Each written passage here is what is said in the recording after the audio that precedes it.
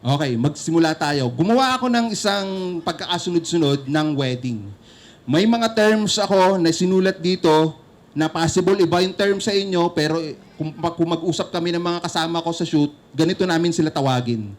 Pagdating mo sa wedding, mag-shoot ka na ng details. Pag-usapan muna natin ang details. Medyo marami-raming usapin kasi ito details.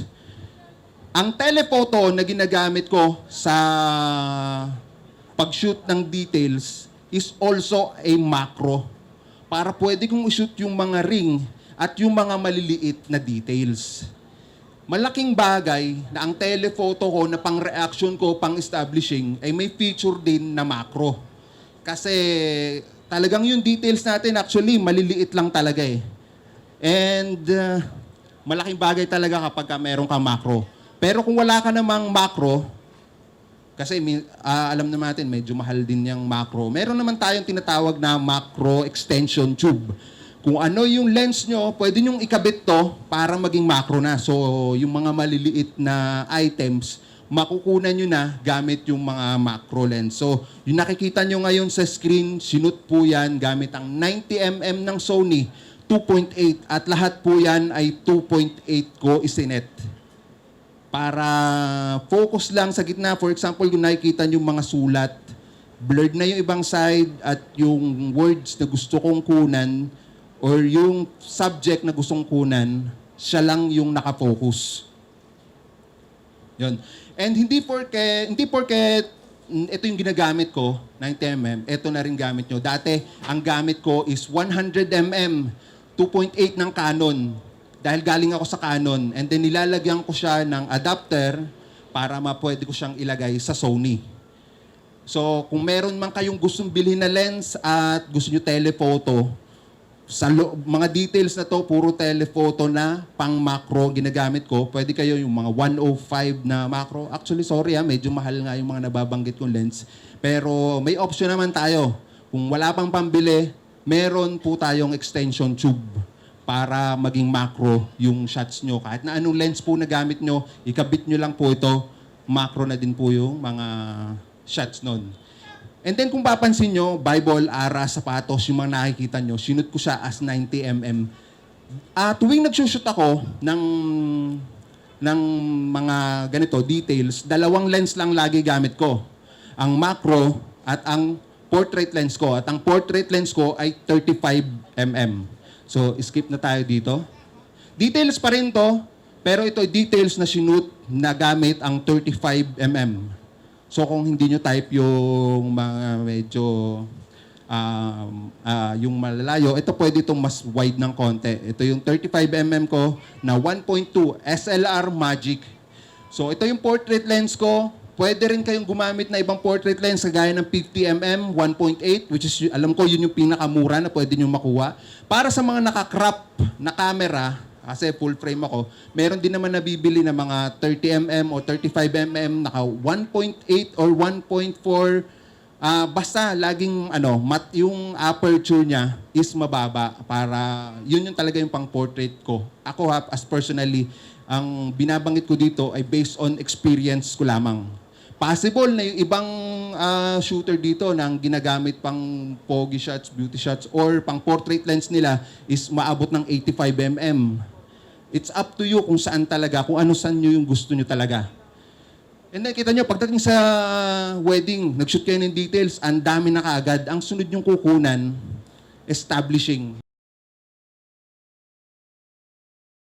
Gamit pa rin ang 90mm, hindi ako magpapalit. 90mm, shoot ko yung coat, barong, at saka wedding gown, set up ko lang. Kasama nito, establishing.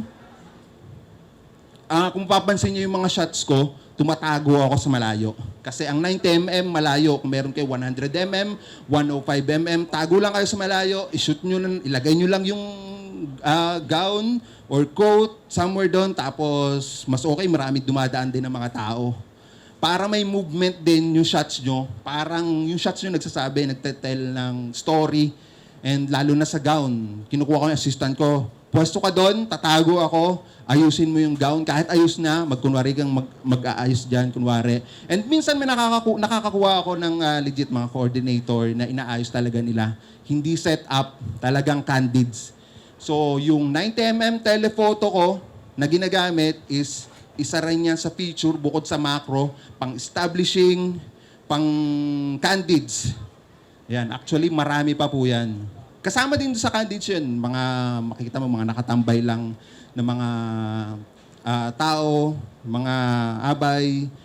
Mas okay talaga na malayo yung shots mo. Kasi pag malapit ka, hindi magmumukhang candids. Kasi halata na alam nila, parang kita sa itsura nila na binibidyoan sila. Pero kung malayo ka, nakatago ka, hindi halata, mas magmumukhang candids yung mga shots mo. Okay? And then, dalawang klase ang establishing. Ito, papasok na yung pangatlong lens ko. Yung wide angle lens. Kung gusto mo naman, kung ayaw mo naman establishing na kagaya ng pinakita ko kanina, meron tayong ginagamit na wide angle lens. Nalimutan ko, 17mm yan, 17 to 28mm, which is yung lens na medyo, na nawala sa akin sa shoot. Nawalan po ako ng lens, yung wide angle na lens na yan, nawala po yan. Hindi ko alam kung nawala ba talaga o may, alam mo na. Ayun lang, so pwedeng kinukuha ko rin yung version ng gown gamit ang wide angle lens. Ganun ka-importante. Ang importante ng wide angle lens, konting galaw mo lang ng glide, parang ang layo na ng nilakad mo. Tsaka less yung alog kapag naka-wide angle lens ka kasi hindi halata. Kasi wide yung lens mo eh, kumpara dun sa pag naglagay ka ng lens na pang portrait na, for example, 50mm, medyo halata yung galaw eh. Okay. And then, syempre, nag-details na tayo, nag-establishing na tayo, pasok tayo sa makeup room ni bride. Ang gamit ko din dito, 90mm. Actually, halo. Dalawang lens ko. May lens ako sa side, may lens ako na nakalagay sa camera. Ang lens na nakalagay sa camera ko at this time is 90mm. Pero kapag sobrang liit na ng room ng bride, gumagamit ako nung 35mm ko. Para mas makunan ko. Siyempre sa loob ng mga nagme-makeup, marami diyang mga abay, nagkukwentuhan, nagdadaldalan. Importante makunan mo ng mga reaction.